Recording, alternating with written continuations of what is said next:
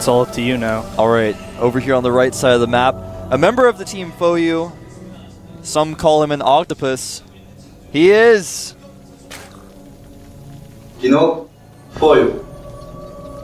I should have just said some call him the Lean Octopus, but I was like, I don't want to spoil the name. Yeah, you know? man, it's cool. It's cool. I think the Lean Octopus will live on. I think the Lean Octopus Just shall like live on. the Count. I don't know if anyone refers to... Oh, anyways, this is the yellow Protoss known as... Minnesota, Tassadar. That's the yellow pro gamer known as... known as... Yellow. Yeah, I don't know if people still call Bonbons the Count, but I hope if he makes a resurgence in GSL that he is referred to as the Count. That would make me really happy. The that map would is make me happy as well. The map is dual site. Yeah. It looks like both players going for the same thing so far. Oh no! Well, Leenock is going for a speedling expand Taking this his time. gas. Yeah. Yep. Interestingly, Tassadar got his gateway on 13 as well. That's Do you want to tell us the intricacies of that? well, if you go for your gateway on 13 instead of 12, it means that you are not pylon scouting, basically. So that way you can constantly produce probes. If you go for a pylon scout and you 12 gate, then you have to wait a little bit. One of your probes, you have to wait a second. You can't just have constant probe production. It's a little bit more economically friendly to go for the 13 gate, but your warp gate research is delayed. Your first sentry's out a little bit later. So, yeah, that's how it is. What? That's how it is, man. So we can see the probe in Lean Octopus's base. Does scout the early gas, knows the speedling, or he expects speedlings. I guess, he could conceivably one base all in off of this. Yeah, I mean, it's possible. He wants to make sure that the hatchery does go down. That's why he's going to leave his probe over there at that natural. He should be able to save it if he controls it properly when the Zerglings come out. It is I don't know what I was trying to say there. It's conceivable. That sentence just started as a train wreck. Over here, 2 gas. Whoa, that's a really fast second gas. It's pretty That quick. is a really, really fast. Yeah, and it's basically you either skip the Zealot or you don't. He skipped the Zealot. okay. Yeah. And is it common to not drone scout in this matchup? Yeah, a lot of the times Zergs just don't. Because you don't absolutely have to. When you get that drone in there, usually if your opponent sees the drones in there, he's just going to hide everything for you until he kills the drone anyways. Yeah. It does, of course, eliminate a lot of very fast 2-gas openings to Drone Scout. You mean like this? Yeah, exactly, because he could have, of course... Oh, the Twilight Council going down. Yep. He could have either stolen the gas or just made his opponent not want to take that gas, or he would have at least known about it from the start. Now, Leenock's in a little bit of a mystery. I'm not sure if he'll be able to really scout that with an Overlord. There is one in the bottom corner, going to be to the south of the base, but I'm not sure. Maybe. I don't know. There's the probe. It's going to try and get another peek in. And you do see Tassadar sending out a second scouting probe. Pretty common move. When your first scout is about to die, you send out a second one because you need that information. Dark Shrine. Yep, he is going to be going for a Dark Shrine. He's going for the Templars. Most likely, well, I mean, he is Tassadar. Tassadar actually wanted to befriend the Dark Templar, whereas some of the others did not. Yes. I'm trying to remember their names. I don't actually know if that's true, but I'm going to agree with you. No, it is true, man. Whatever, man. I believe you. And Leenock, he's really not got any information that this is coming. Yeah. But he is building that fast Evo chamber, which he did in the last game.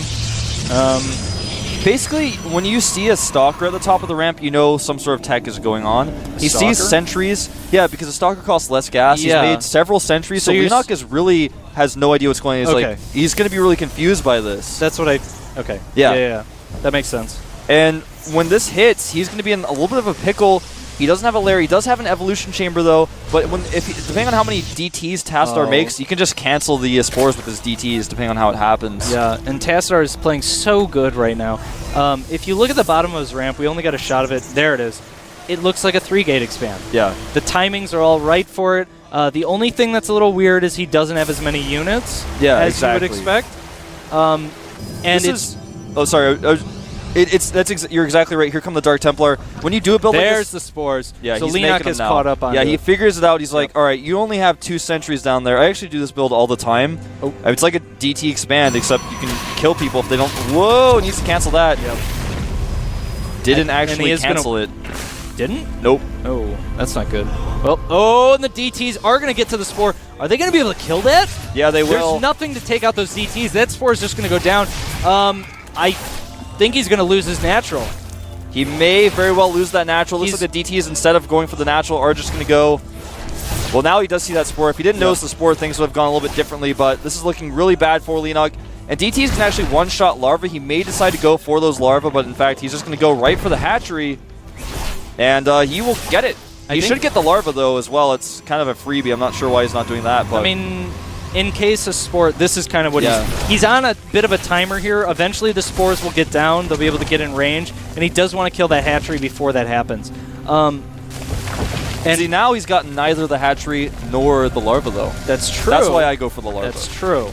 So he did go for the... I think if he had started targeting the hatchery immediately instead of killing some of the other things, he would have gotten absolutely. it. And I still think he might have even gotten it if he just hadn't freaked out there. Just barely. Maybe if he had just moved and attacked a little bit, DTs do a lot of damage very quickly. And I think he's actually going for a timing attack. Yeah, he's going to follow it up. The cool thing about this is when you hit, your Zerg opponent is still on panic mode. He lost a lot of drones. He's trying to re-drone. Leenock is smartly going Banelings, though. That can be quite good against this, depending on how good your opponent's force fields are. Yep. And it really slows things down when the Banelings come out. Did Leenock see that army move out? I do not believe so. No, actually, no, he has an Overlord. He must have with that Overlord. I'm going to hold V so we can see stuff. Yeah, he can see it. He knows. Well, he definitely knows now. He's starting to see these units. 2 Archons morphing in. That's going to be quite deadly. How good are Archons against Zerglings? Well, they're good against Zerglings. They're also great against Banelings, man. They, like, actually destroy Zerglings. It's not even funny. Leenock is supply stuck right now. This is actually really bad. And his Banelings are actually not even done in time. Oh, man. This is a sick attack by Tassadar. Very nice follow-up, and we kind of saw him do something like this against Terran in the previous rounds. The Archon's doing a lot of damage. The Banelings... Ooh. That was really bad with the Banelings. He was trying to get the Zealots. I think he should have just gone for the Sentries. And then instead he just hit Archons. Yeah, that Archon is really low. What would be nice to see from Tassadar, he needs to keep that Archon alive. Yeah, he's... Oh, but the hatchery does go down. This is looking so bad for Leenock right now. When you get in this situation, well, you shouldn't usually lose your Archon to Broodlings, so that's kind of bad. Yeah. But when you get in this situation where you've done a lot of damage to the hatchery, your opponent doesn't have that many units, it's great to attack like this, especially making those Archons. If you save the DTs, there's no reason not to. Now he's going to try to fall back to that pylon, so when these Speedlings run down, he's going to have some reinforcements there, making another Archon as well. And in fact, he's actually going to fall all the way home, realizing there will be a Ling counterattack there. I don't think he's going to get home. Well, he wants to. This Archon does get caught. Archon is going down. And Leenock is like the roaming bandit. You can see the Speedlings are his tentacles. The Leenocktopus. And looks like the Leenocktopus is going to have to retract those tentacles. Has he spotted the pylon? He has. He is going to send those Zerglings over there to take it out promptly. He does have +1 melee attack. 2 is on the way. Can we just cycle through tabs a little bit? So Leenock is down 4 workers. He lost 67 units in total. Yeah, only lost 9 workers. A lot of Zerglings. And can we look at the army tab real quick? Yeah. Not that one. That one. Okay, so yeah, Leenock sitting at about 20 supply deficit at the moment. His opponent's second base is up and running. He's mining. He's got a nice tech advantage. Leenock does not have a lair. Does he have a lair? His lair just finished up. Okay. So we will be getting an Overseer out that will help him deal with that. And he is going Infestors. Really smart choice. Infestors work really well against Archons because their range is not that good. It did recently increase, but it's not that good even so. A Dark Templar is actually canceling the third base of Leenock right now, or at least it may force it. There's going to be an Overseer coming. Oh, it's already out. I was going to say he's not making one, so I don't know. No, he probably made one right when it started. So the Dark Templar is going to go down. But Tassadar, again, he's in the know. He is absolutely in the know. He called his diplomat at the Chicago Tribune, and he's like, what is the Leenocktopus doing? I need to know. And the Dark Templar diplomat was like, I'll go find out for you. And he rolls into the third base. And then Leenock sees the army with the Overlord and cancels his hatchery. Yep. Both of these players so good about scouting. Yeah, both players there. And some Speedlings do get into the natural here. But nice probe surround. He's going to run up into the main. No, he's not. He's not going to run up into the main. He's going to go back and he's going to kill some probes. And this is actually really good by Leenocktopus. a little bit more. Wow, he gets a lot of probes. Those Zerglings. He's actually still killing probes. We're just not getting a shot of it. He got like 2 more. How many probes did he kill? Well, I'll check and see what the. And here we do see Tassadar's army. Tassadar does not know that third got canceled, so he's all like, I'm moving out. Like the Dark Templar at the Tribune told me there was a third here. And he gets there and he's like, bro, there's no third. Yeah, he's actually most likely going to send his mobsters out to the Chicago Tribune. They're going to take care of that. But the diplomat already died, man. He died in combat, and we do see Tassadar's army starting to move up. He's picking off tumors. He's just kind of applying pressure here. I don't think he's going to go for it. He doesn't have a forward pylon. He's got a lot of force fields, and nice fungal growth. He's definitely going to decide to back up now. Well, at least he should. I don't know what he's thinking here. I think he's just going to go for it. Here's Tassadar in a great position. Some excellent force fields. Look at those Zealots, though. The Zealots not doing anything. Exactly. When you have a very Zealot-heavy army and your opponent has Banelings and Infestors, you want to get out of there in general. Yeah, that was very cost inefficient. It's not like Tassadar's going to lose now, but if Leenock plays this well, you can see he's getting it back into the game. He's down only 12, 15 supply now. The Banelings doing some damage. Almost gets that Archon. That would actually be really nice. I think he's down to only 1 Archon. Oh, the Speedlings! Here we go! The Archon. He's getting the Archon. Leanoctopus gets what he wants. He goes for the Archon, and I think he's going to clean up that army. Yeah, he will clean up at least the Stalkers, that's for sure. And in fact, all of the Zealots fall. That's the power of that +2 melee attack on those Zerglings. Oh, wow, that was so fast. He only has +1, or Tassadar rather only has +1. He's got +2 on the way. He doesn't have any armor upgrades. Oh, and look at that. A nice move. I don't know if you caught it, but Leenock was going to build the third hatch. DT was chasing it. He sees the DT, so he builds an extractor. Then he cancels the extractor and the drone dies anyway. But it was really cool to watch. Yeah. He was, of course, trying to save the drone until the Dark Templar died so he could remake the hatchery. That actually happens to me on the ladder all the time. I hate those little clever guys. They think they're smart. They are kind of smart. They are kind of smart. He does. Leanoctopus is clearing out all the forward pylons. And those pylons are basically what allows Protoss to attack. When the pylons are down, the Protoss has a much harder time being aggressive, moving out on the map.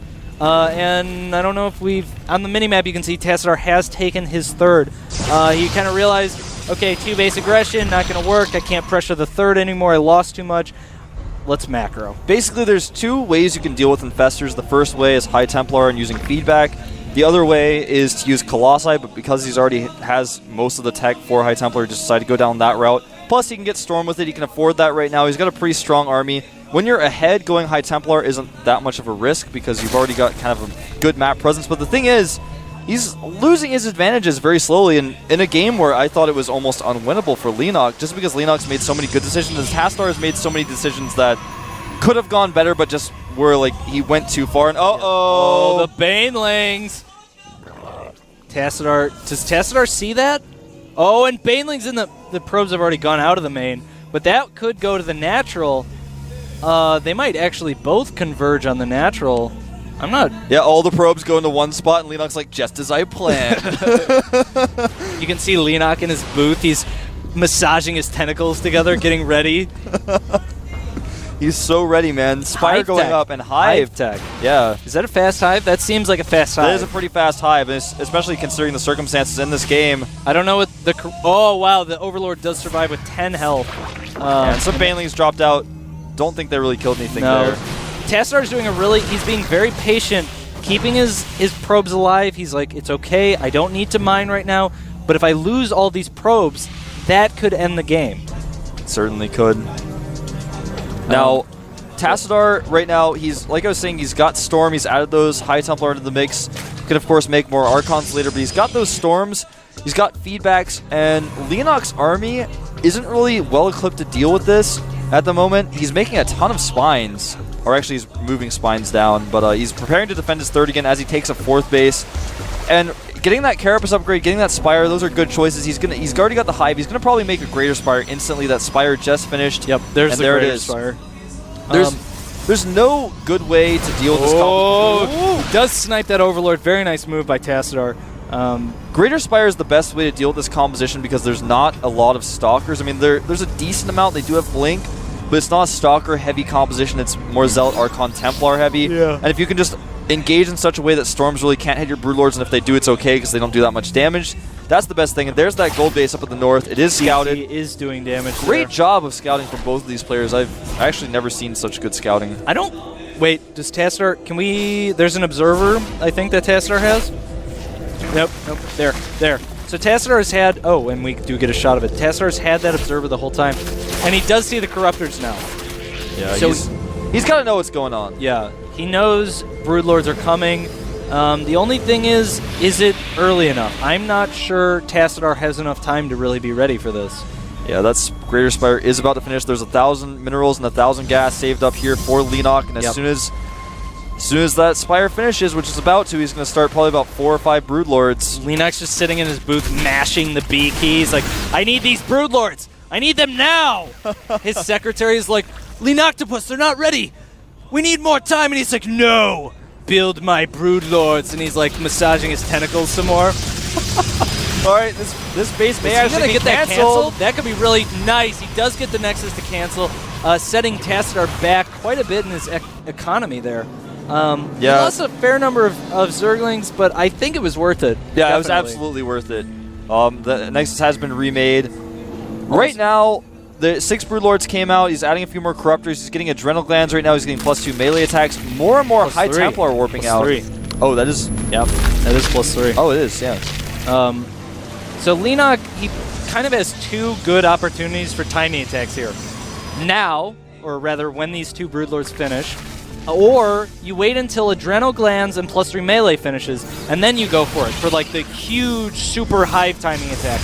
But I don't think Tassadar is going to give him the time for that. You can see Tassadar's army moving across the map, Leenock taking out the gold. At the same time, Tassadar's like, you know what, I don't want my gold. I'm done with Speedlings, I'm taking out your gold. And Leenock's moving with his Broodlords. He is going to take out the gold, and his army is pretty fast. I think he's going to be able to get away. Meanwhile, Tassadar morphing in units, desperately trying to save his own gold. Yeah, he's got a DT over here trying its best. We'll get a shot of it in a second to save this Nexus. And I think it might get the Nexus. It's so close. He's going to have to cancel it. Yeah. Does cancel the Nexus. I think if he had morphed in DTs at the beginning, he would have saved it. Oh, and we do see Leenock's. The Broodlords are moving out. Yeah, Leenock moving into the middle of the map where he does have creep spread. Leenock's creep spread a little weird this game. Yeah, a lot of it has been taken out here and there by those rummaging Archons. Rummaging? Yes, they are rummaging across the map, man. They're rummaging so hard. Does Leenock know this is coming? He has no idea. This is a huge attack. There is no scouting information whatsoever for this. I think he's going to try to blink up into the main, maybe. This is just going to appear at his doorstep, and Leenock is completely out of position. This could be so bad. You can see the Banelings are like, what do I do, boss? Leenock! Leenock, I'm just a Baneling. Where are my Overlords? Oh, man. 1 hit point left on that infestation, but he tried to blink back. He messed up. He didn't even kill it. Losing some Stalkers here. The Broodlords over the trees. He cannot engage them without that Observer. Yep. But that was an okay move by Tassadar. He's putting Leenock on his back foot and just kind of keeping him on his back foot. Yeah, whatever. Exactly. I just said it. What's interesting is right now Leenock has a much higher supply than Tassadar. Tassadar has a lot of resources, though. He's just not remaxing quickly enough. He could add some more gateways. He could add some Stargates to start helping with those Broodlords because there aren't any Hydras out. So I'm a little surprised by that. Here come the Infestors, though, as well as the Broodlords through the middle of the map. He's getting a little bit far away from his creep, and he's actually in a way where his Broodlords could be targeted, but it looks like Tassadar's just going to neither person knows. Are we going to see a... Did somebody say base trade?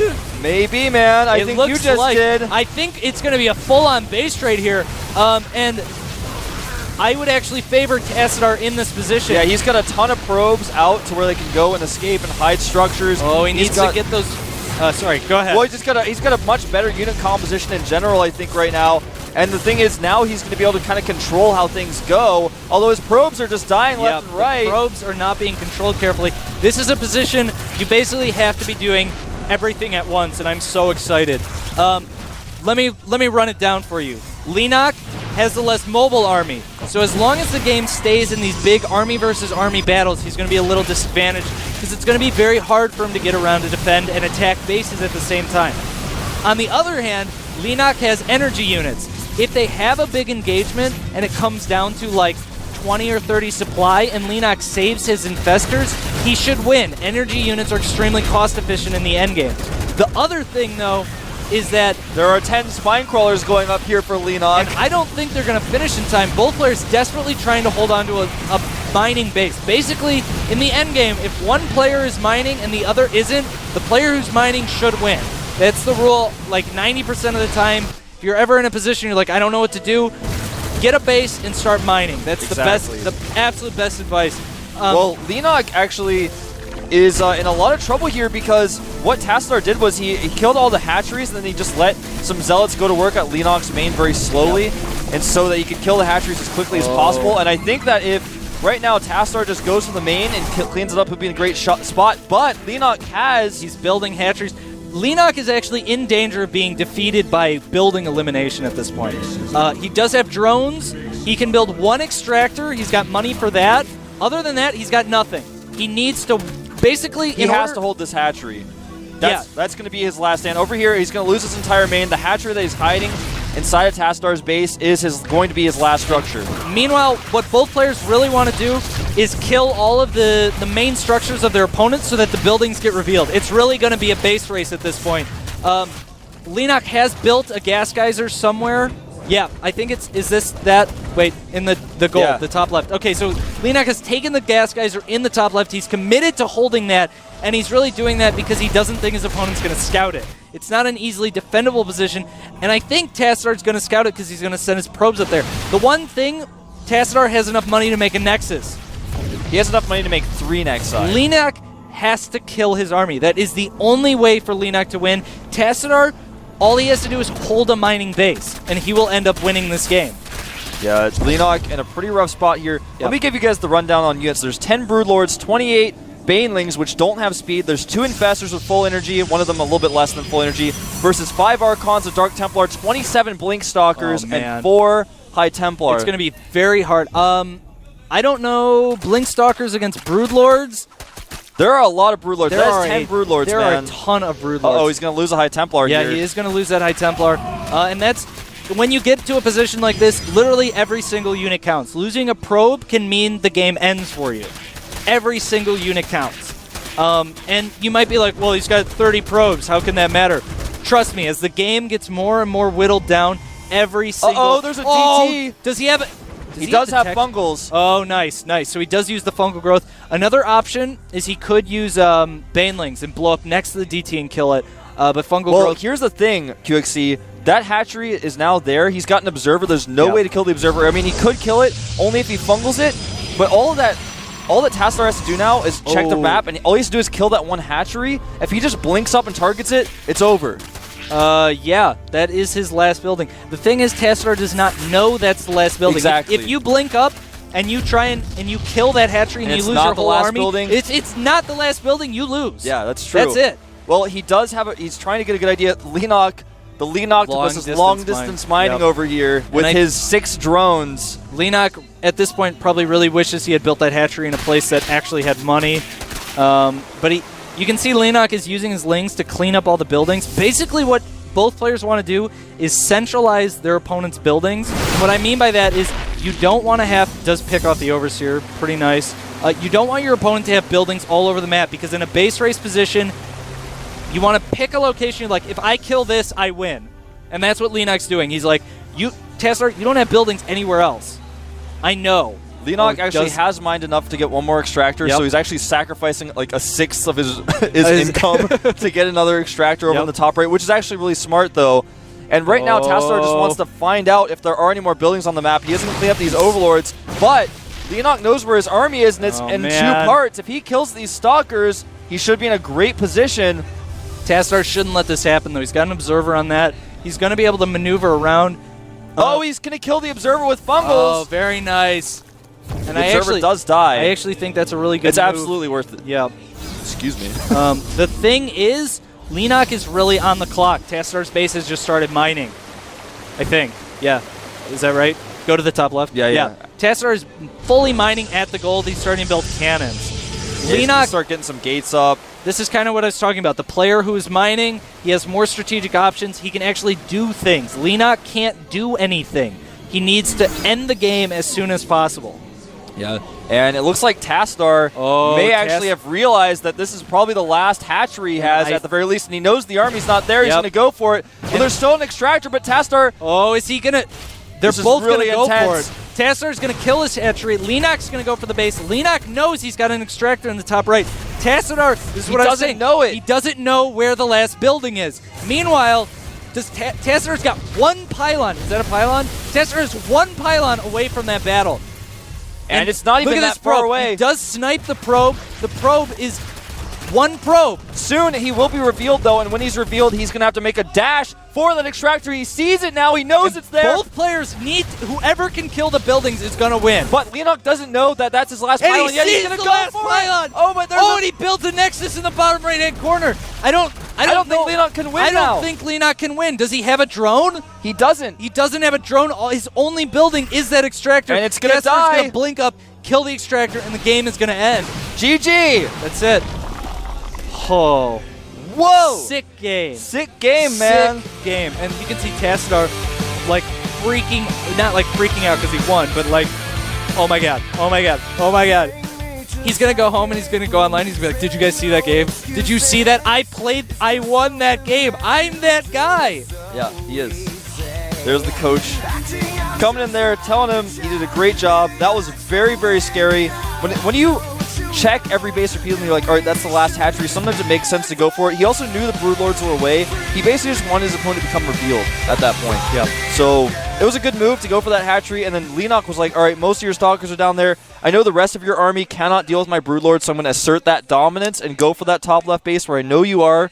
And it just came down to Leenock was revealed second. And also there was a Nexus at the bottom right. Yeah. If that Nexus hadn't happened, I mean, because we didn't actually see that coming. We thought the last probe was killed by that fungal. Yeah, yeah. So if that hadn't happened, though, things would have gone really differently. And, of course, Leenock would have had to go for that pylon, whereas Tassadar would have been going for the extractor at the top right. That was intense. Yeah, man. If Leenock had... There's this weird noise in our ears. There's like... All right, so I think I thought someone was we're going to take a 5-minute break, guys. 5-minute break. We'll be back in a little bit.